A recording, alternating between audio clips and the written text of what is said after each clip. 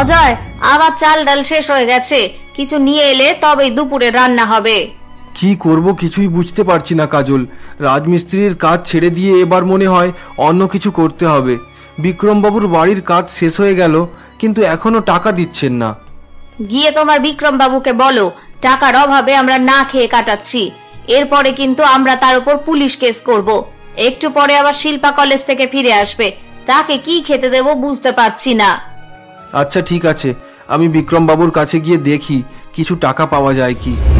ফতেপুর গ্রামে কাজল তার স্বামী অজয় এবং মেয়ে শিল্পার সঙ্গে থাকতো। অজয় রাজমিস্ত্রির কাজ করত। গ্রামের এক জমিদার বিক্রম অজয়কে দিয়ে তাদের বাড়ির সমস্ত কাজ করাতো, কিন্তু কাজ শেষে তাকে সামান্য টাকা দিয়ে পাঠিয়ে দিত। অজয় টাকা চাইতে গেলে বারবার বিক্রম তাকে পরে দেওয়ার নাম করে তাড়িয়ে দিত। একদিন অজয়ের বাড়িতে খুব আর্থিক সমস্যা হওয়ায় তার স্ত্রী কাজল তাকে জমিদারের কাছে টাকা আনতে পাঠায়। কেমন আছেন জমিদার বাবু? আরে অজয় যে, একটু আগে আমি তোমার কথাই ভাবছিলাম। আমাদের নতুন জমিতেও বাড়ি বানানোর কাজ শুরু হবে, আর সেই কাজটা আমি তোমাকে দিয়েই করাবো। সবই ঠিক আছে জমিদার বাবু, কিন্তু এখন আমি আপনার কাছে টাকা নিতে এসেছি। টাকা? কিসের টাকা? এ কেমন মস্করা করছেন বাবু? আমি আপনার কাছে 10,000 টাকা পাই, ভুলে গেলেন? 3 মাস কাজ করার পর আপনি মাত্র 4,000 টাকা দিয়েছেন। হ্যাঁ ঠিক ঠিক, মনে পড়েছে। সে টাকা তুমি পরে পেয়ে যাবে। কাল থেকে আমার নতুন বাড়ির কাজে হাত লাগিয়ে দেবে। না বিক্রম বাবু, আজ আমি টাকা না নিয়ে যাব না। আমাদের বাড়িতে খাওয়া জুটছে না, আপনি দয়া করে আমার হিসাবটা করে দিন। যত বড় মুখ নয় তত বড় কথা। তোমার সাহস কি করে হলো আমার সঙ্গে তর্ক করার? কোনো টাকা পাবে না তুমি। আমি কিন্তু পুলিশের কাছে যাব বিক্রম বাবু, ভালোই ভালোই আমার টাকা দিয়ে দিন, না হলে আপনার উপর কেস করব। অজয়ের কথা শুনে জমিদারের স্ত্রী সেখানে চলে আসে। ওরে বাবা, লোকটার কথা শোনো, বলছে নাকি তোমার উপর কেস করবে। অজয়, এখনই তুমি আমার চোখের সামনে থেকে চলে যাও, না হলে আমার লোকজন তোমাকে পিটিয়ে সোজা করে দেবে। আপনি আমাকে মেরে ফেললেও আমি আমার টাকা না নিয়ে এখান থেকে যাব না। লোকটার সঙ্গে কথা বলে শুধু শুধু সময় নষ্ট করছো কেন? তুমি এই গ্রামের জমিদার, তা সত্ত্বেও ওই লোকটা এতক্ষণ ধরে তোমাকে অপমান করে যাচ্ছে। এই দারোয়ান, লোকটাকে উচিত শিক্ষা দাও। জমিদার গিন্নির কথা শুনে তার পাহারাদার অজয়কে খুব মারধর করে সেখান থেকে বার করে দেয়। আমার মতো অভাগা হয়তো পৃথিবীতে আর কেউ নেই। নিজের মেয়ে আর বউকে দুবেলা দুমুঠো খাওয়াতেও পারছি না। জানি না কোন মুখ নিয়ে বাড়ি যাব। কি অজয়, জমিদার বাবু টাকা দিল? এ কি, তোমার এই রকম অবস্থা হলো কি করে? কাজল, জমিদার বাবুর কাছে টাকা চাইতে সে তার পাহারাদারদের দিয়ে আমাকে মেরে বার করে দিল। এই জন্য বড় লোকদের কথায় বিশ্বাস করতে নেই। এবার থেকে তোমাকে আর ওই জমিদারের কাজ করতে হবে না। বাবা, ওরা তোমাকে এত মেরেছে, চলো আমরা ওদের নামে পুলিশ কমপ্লেন করে দিই। তুই কি ভাবছিস মা, তোর বাবা পুলিশের কাছে যায়নি? আচ্ছা, তাহলে পুলিশের কাছে গিয়েছিলে, কি বললো পুলিশ? পুলিশ বলল প্রমাণ ছাড়া তারা কিছুই করতে পারবে না। আমার এক বন্ধুকে সাক্ষ্য হিসেবে নিয়ে গিয়েছিলাম, কিন্তু পুলিশ তাকেও ভয় দেখিয়ে তাড়িয়ে দিয়েছে। আসলে কাজল, আমি জানি পুলিশের সঙ্গে জমিদার বাবুর খুব ঘনিষ্ঠ সম্পর্ক আছে। আচ্ছা অজয়, তুমি ওসব কথা মনে করে আর কষ্ট পেও না, একটু বিশ্রাম নাও। আমি কয়েকটা বাড়িতে কথা বলেছি, কাল থেকে আমি তাদের বাড়িতে কাজ করব, তাতে মোটামুটি খাবারের ব্যবস্থা হয়ে যাবে। শিল্পা তার বাবা মায়ের এরকম অবস্থা দেখে খুব কষ্ট পায়। যতদিন আমাদের দেশে এরকম পুলিশ থাকবে ততদিন কোনো গরিব সুবিচার পাবে না। আজকে আমি প্রতিজ্ঞা করছি, একদিন আমি অপরাধীদের শাস্তি দেবই। পরের দিন থেকে কাজল গ্রামের 2টি বাড়িতে কাজ করতে যেত। অপরদিকে অজয় মাল বহন করার মতো ছোটখাটো কাজ করে কিছু টাকা উপার্জন করত। খুবই কষ্টে তাদের দিন কাটছিল। এরই মধ্যে শিল্পার কলেজের রেজাল্ট বের হয়। বাবা মা, কোথায় আছো? তাড়াতাড়ি এসো। কি হয়েছে শিল্পা, এত চিৎকার করছিস? কি হয়েছে মা? বাবা, আজ আমাদের কলেজের রেজাল্ট বেরিয়েছে, আমি প্রথম হয়েছি বাবা। আরে বাহ, দারুণ খবর দিয়েছিস। আমি তো আগে থেকেই জানতাম আমার মেয়েকে পড়াশোনাতে কেউ হারাতে পারবে না। মা, আজ আমাকে পায়েস খাওয়াতে হবে, আমি আমার ঘরে যাচ্ছি, সন্ধ্যাবেলা আমাকে পায়েস করে দেবে। শিল্পা এই বলে তার ঘরে চলে যায়। শুনলে তো, মেয়েটা পায়েস খাবে বলছে। পায়েস করার জন্য আতপ চাল আর দুধ কেনার মতো টাকা নেই বাড়িতে। কাজল, আমার কাছেও তো কোনো টাকা নেই। মেয়েটা এতদিন পর পায়েস খেতে চাইলো, সেটাও কি দিতে পারবো না? আমি বরং ভাতের সঙ্গে চিনি মিশিয়ে পায়েসের নাম করে মেয়েটাকে দিয়ে দেব। না কাজল, তুমি একটু অপেক্ষা করো, আমি মুদিখানা থেকে পায়েসের জিনিসপত্র ধারে নিয়ে আসছি। অজয় এই বলে মুদিখানায় যায়। অজয় মুদিখানায় গিয়ে দেখে সেখানে জমিদার বাবু একটি চেয়ারে বসে দোকানের মালিকের সঙ্গে গল্প করছে। হ্যাঁ বলো অজয়, তোমাকে কি দেব? সুরেশ দা, আমাকে 1 কেজি আতপ চাল আর 1 প্যাকেট দুধ দাও, টাকা আমি 3-4 দিনের মধ্যেই দিয়ে যাব। হ্যাঁ দাঁড়াও, দিচ্ছি। সুরেশ এই বলে অজয়কে মাল দেওয়ার জন্য চালের কাছে যায়। এমন সময় বিক্রম বলে, ছি ছি ছি সুরেশ, আমি ভাবতাম তুমি ভালো ব্যবসাদার, কিন্তু তুমি যে মূর্খের মতো কাজ করছো। এ কি বলছেন জমিদার বাবু, আমি আবার কি করলাম? এরকম লোকেদের ধার দিলে তোমার দোকান কয়েকদিনেই বন্ধ হয়ে যাবে। একজনকে ধার দিলে এরকম 1000 জন আসবে। একজন বুদ্ধিমান মানুষ কোনোদিন কাউকে ধার দেয় না। হ্যাঁ জমিদার বাবু, আপনি ঠিকই বলছেন। এই অজয়, তুমি আমাকে ক্ষমা করে দিও ভাই, আমি তোমাকে ধার দিতে পারবো না। অজয় সুরেশের কথা শুনে দুঃখী মনে বাড়ি ফিরে যায়। কি হলো অজয়, সুরেশ দা মাল দিল না? আমাদের কপালটাই খারাপ কাজল, সুরেশ দা মাল দিতে যাচ্ছিল, কিন্তু বিক্রমবাবু তাকে বারণ করে দিলেন। আজ নিজেকে খুব অসহায় মনে হচ্ছে কাজল, মেয়েটাকে পায়েস খাওয়াতেও পারলাম না। মেয়েটাকে পায়েস খাওয়াতে পারলাম না? শিল্পা তার বাবা মায়ের সব কথা শুনে ফেলে এবং তার ঘরে চলে যায়। কিছু সময় পর কাজল ভাতের সঙ্গে চিনি মিশিয়ে শিল্পাকে দেয়। শিল্পা মা, এই নে তোর জন্য পায়েস বানিয়েছি, খেয়ে বল কেমন হয়েছে। শিল্পা কিছুটা পায়েস খেয়ে তার মাকে বলে, আরে বাহ, দারুণ পায়েস হয়েছে মা, এত টেস্টি পায়েস তুমি আগে কখনো করনি। বাহ, তোর পছন্দ হয়েছে, ভালো করে খা মা, ভালো করে খা। কাজল এই বলে সেখান থেকে চলে যায়। বাবা মা সারা জীবনে অনেক কষ্ট করেছে, আমাকে তাড়াতাড়ি নিজের পায়ে দাঁড়াতে হবে, যাতে আমি বাবা মায়ের নাম উজ্জ্বল করতে পারি। শিল্পা এসব কথা ভাবতে ভাবতে পায়েস খেতে থাকে। এভাবে বেশ কিছুদিন কেটে যায়। একদিন শিল্পার বাবা যখন দুপুরের খাবার খাচ্ছিল, এমন সময় শিল্পা কলেজ থেকে বাড়ি ফেরে। কি হলো শিল্পা, আজ তুই এত তাড়াতাড়ি বাড়ি ফিরে এলি? মা, তোমাদের কাছে লুকিয়ে আমি একটা কাজ করেছিলাম, সেটাই এখন বলবো। কি এমন কাজ করেছিস যেটা বলার জন্য তুই কলেজ থেকে বাড়ি ফিরে এলি? বাবা, আমি তোমাদের কাছে লুকিয়ে ইউপিএসসি পরীক্ষা দিয়েছিলাম। ইউপিএসসি? সেটা আবার কি পরীক্ষা? এই পরীক্ষা দিলে ভালো পুলিশ হওয়া যায়। তা কি হয়েছে, দিয়েছিস? সত্যি তুই একটা পাগল মেয়ে, পুলিশ হওয়ার পরীক্ষা দিয়েছিস এটা বলার জন্য কলেজ থেকে বাড়ি ফিরে এলি? আচ্ছা ঠিক আছে, খেতে বস, পরে শুনবো এই কথা। মা বাবা, আমি পরীক্ষায় উত্তীর্ণ হয়েছি, ইন্টারভিউ হয়ে গেছে, তোমাদের মেয়ে এখন পুলিশ। এ কি বলছিস তুই? তুই পুলিশ হয়ে গেছিস? আমি তো বিশ্বাসই করতে পারছি না। এবার বিশ্বাস করে নাও মা, কাল থেকে আমার জয়েনিং। বাবা, তুমি কিছু বলছো না যে? আমি কি বলে যে তোর প্রশংসা করব, আমার মুখে কোনো ভাষা নেই। শুধুমাত্র তোর জন্য এবার আমাদের অপমানের জীবন শেষ হবে। তুমি চিন্তা করো না বাবা, যারা যারা তোমার সঙ্গে এবং এই গ্রামের বাকি গরিব লোকেদের সঙ্গে ধোঁকাবাজি করেছে, আমি সকলকে উচিত শাস্তি দেব। আমি জানি মা, তুই নিশ্চয়ই পারবি। পরের দিন শিল্পা তার বাবা মাকে সঙ্গে নিয়ে ডিউটি জয়েন করতে যায়। অজয় এবং কাজল তাদের মেয়েকে পুলিশের পোশাকে দেখে খুব খুশি হয়। দেখেছো কাজল, আমাদের মেয়ে কত বড় হয়ে গেছে। হ্যাঁ অজয়, আজ আমাদের সব স্বপ্ন পূরণ হয়ে গেল। কয়েকদিন পর শিল্পা তার বাবা মাকে নিয়ে একটি নতুন বাড়িতে শিফট হয়ে যায়। একদিন শিল্পা যখন পুলিশ স্টেশনে ছিল, সেই সময় জমিদার বাবু সেখানে যায়। ম্যাডাম, আপনাদের পুলিশ বিনা অনুমতিতে আমার কয়েকটা কারখানা সিল করে দিয়েছে, আপনি তাদেরকে বারণ করুন। আমাদের কাছে ইনফরমেশন আছে আপনি জিনিসপত্রের কালোবাজারি করেন। আপনার সমস্ত জিনিসের সঠিক হিসেব বুঝিয়ে দিলেই আমরা আপনার ফ্যাক্টরিগুলো ছেড়ে দেব। ম্যাডাম, কেন শুধু শুধু এরকম করছেন? আপনি বরং আমার সঙ্গে হাত মিলিয়ে নিন, এতে আপনারই লাভ হবে। আজকাল একটু আধটু কালাবাজারি না করলে কি চলে? কনস্টেবল, এই লোকটাকে ধরে জেলে ভরে দাও। পুলিশকে ঘুষ দেওয়ার অপরাধে একে আদালতে তোলা হবে। ম্যাডাম, আমাকে ক্ষমা করে দিন, আমার ভুল হয়ে গেছে। ভুল যখন করেছো, এর শাস্তিও তোমাকে পেতে হবে। তোমার মতো সমাজের শত্রুকে বাইরে থাকার কোনো অধিকার নেই। আর একটা কথা তোমায় বলে রাখি, আমি সেই অজয়ের মেয়ে যাকে দিয়ে কাজ করিয়ে তুমি তার টাকা দাওনি। আজ তারই মেয়ে তোমাদের সবচেয়ে বড় বাধা হয়ে দাঁড়িয়েছে। আমাকে ক্ষমা করে দাও মা, আমি তোমার বাবার সব টাকা ফিরিয়ে দেব, আরো অনেক টাকা দেব। তোমাদের মতো মানুষের পাপের টাকার আমাদের কোনো প্রয়োজন নেই। সরকার আমাকে যথেষ্ট বেতন দেয়, যাতে আমি আমার এবং আমার পরিবারের খুব স্বাচ্ছন্দ্যে চালিয়ে নিতে পারবো।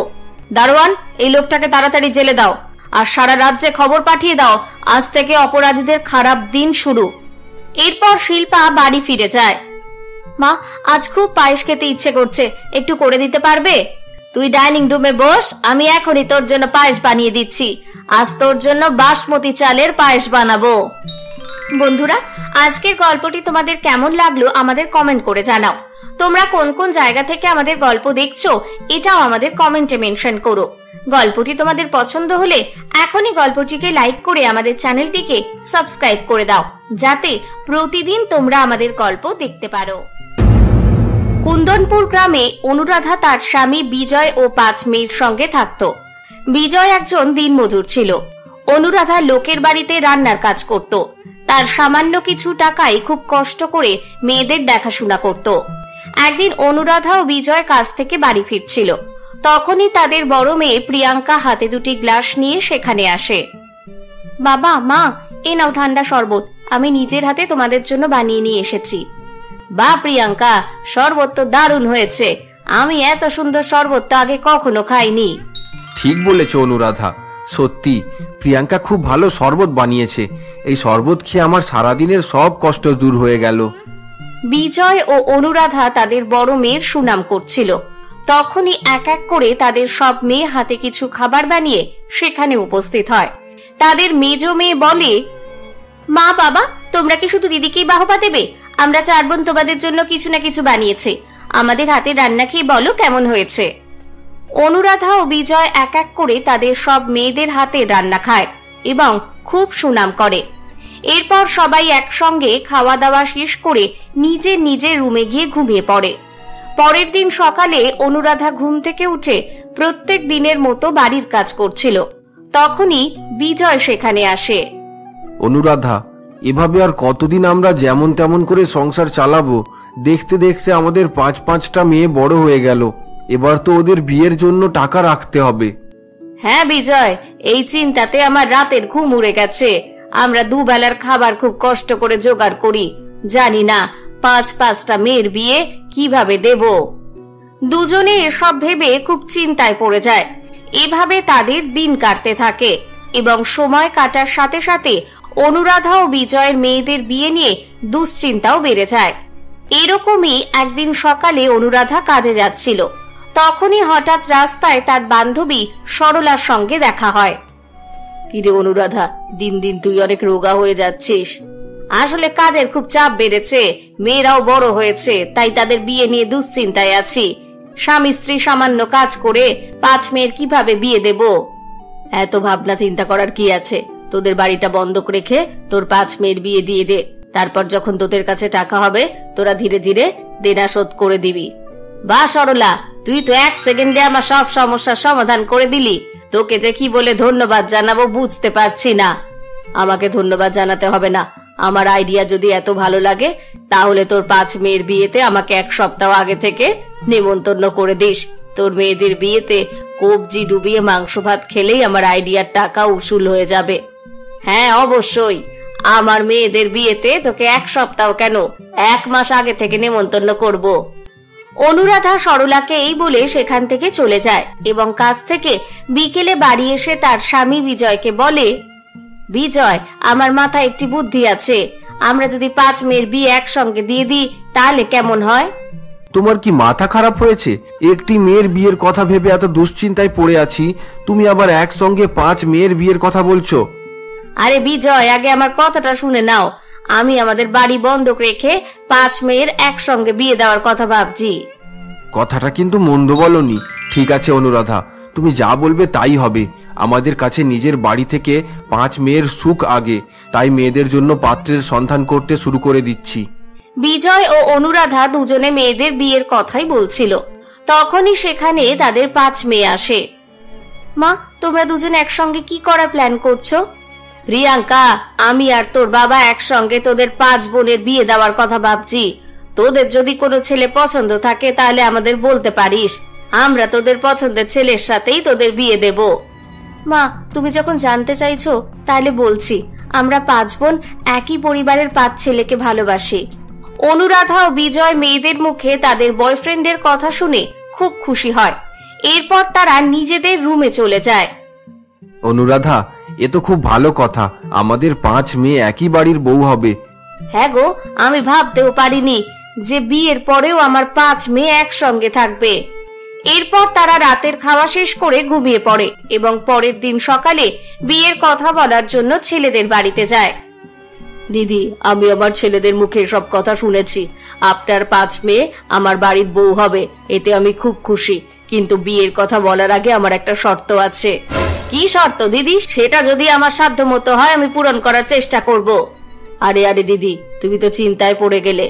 আমি বৌমাদের বাপের বাড়ি থেকে যৌতুক আনার জন্য বলছি না। ছোট্ট থেকে এক পণ্ডিত মশাইকে খুব মান্য করি। তিনি আমাকে বলেছেন 5 ছেলের বিয়ে একই মণ্ডপে জুন মাসে করতে। কিন্তু দিদি, জুন মাসে তো পচা গরম থাকে, এই মাসে বিয়ে করলে কারোর কোনো সমস্যা হবে না তো? আরে না না, সমস্যা হতে যাবে কেন? আমাদের দুজনের ছেলে মেয়েদের বিয়ে কি শুধু জুন মাসে হচ্ছে? এরকম কত লোক আছে যারা নিজেদের ছেলে মেয়েদের বিয়ে এই মাসে দেয়। অনুরাধা ও বিজয় ববিতার কথায় রাজি হয়ে যায় এবং তারা একজন লোকের কাছে তাদের বাড়ি বন্ধক রেখে সেই টাকা দিয়ে মেয়েদের বিয়ের তোড়জোড় করতে শুরু করে দেয়। কিছুদিনেই একটি একটি করে বিয়ের অনুষ্ঠান শুরু হয়ে যায়। অনুরাধার 5 মেয়ে বিয়ের আগের দিন বসে মেহেন্দি পড়ছিল, তখনই তাদের বাড়িতে লোডশেডিং হয়ে যায়। হায় ঈশ্বর, এই সময় লোডশেডিং হওয়ার ছিল। মেয়েরা সব কত আনন্দে মেহেন্দি পড়ছে, সব আনন্দ মাটি হয়ে গেল। অনুরাধা এসব কথা ভাবছিল, তখনই বিজয় হাতে কয়েকটি মোমবাতি নিয়ে সেখানে আসে। অনুরাধা, এই নাও মোমবাতি, সারা বাড়িতে জ্বেলে দাও। আমি জানতাম এই গরমে লোডশেডিং এর সমস্যা হতে পারে, তাই আমি আগে থেকেই সব ব্যবস্থা করে রেখেছিলাম। খুব ভালো করেছো বিজয়। আমরা গরিব, তাতে কি হয়েছে? আমাদের 5 মেয়েদের বিয়েতে যেন কোনো দিক থেকে ঘাটতি না থাকে। অনুরাধা বিজয়কে এই বলে বিয়ে বাড়ির কাজে ব্যস্ত হয়ে যায়। পরের দিন সকালে 5 মেয়ে হলুদ মেখে স্নান করার জন্য যখন বাথরুমে যায়, তারা দেখে বাথরুমে জল নেই। অনুরাধার ছোট মেয়ে এই দেখে প্রচন্ড রেগে তার মার কাছে আসে। মা, তুমি এইটুকু খেয়াল রাখতে পারো না? বাথরুমে জল নেই, আমরা স্নান করব কিভাবে? এ বাবা, আমি তো কাল রাতেই সব চেক করেছিলাম, তখন তো সবকিছু ঠিকঠাক ছিল। এখন আবার হঠাৎ বাথরুমের নলে কি সমস্যা হলো? মা, দাঁড়িয়ে দাঁড়িয়ে এসব না ভেবে আমাদের স্নান করার কোনো ব্যবস্থা করো। গরমে এভাবে হলুদ মেখে আর কতক্ষণ আমাদের দাঁড়াতে হবে? অনুরাধা মেয়েদের এই অবস্থা দেখে খুব চিন্তায় পড়ে যায়। তখনই তার গ্রামের বড় নদীর কথা মনে পড়ে এবং সে তার মেয়েদের নিয়ে সেই নদীতে স্নান করতে যায়। সবাই খুব আনন্দে সেখানে স্নান করে বাড়ি ফিরে আসে। বাড়ি ফিরে সবাই বিয়ের তোড়জোড়ে ব্যস্ত ছিল। তখনই হঠাৎ বিজয় দুঃখী মনে অনুরাধার কাছে আসে। অনুরাধা, সর্বনাশ হয়ে গেছে, এবার জানি না আমাদের মেয়েদের বিয়ে কিভাবে হবে। কি হয়েছে বিজয়, তুমি এভাবে বলছো কেন? বিয়ে বাড়ির রান্নার জন্য আমরা যে লোক রেখেছিলাম, অতিরিক্ত গরমের কারণে তার শরীর খারাপ হয়ে গেছে। এখন সে আর রান্না করতে পারবে না। হায় ভগবান, কিছুক্ষণের মধ্যেই বরযাত্রী চলে আসবে, কিন্তু আমাদের রান্না এখনো শুরু হলো না। এবার তো মনে হচ্ছে সত্যি মেয়েদের বিয়ে ভেঙে যাবে। না অনুরাধা, এভাবে মেয়েদের বিয়ে ভাঙতে দেওয়া যাবে না। আমরা অনেক কষ্ট করে মেয়েদের বিয়ের ব্যবস্থা করেছি, এত সহজে সবকিছু মাটি হতে দেব না।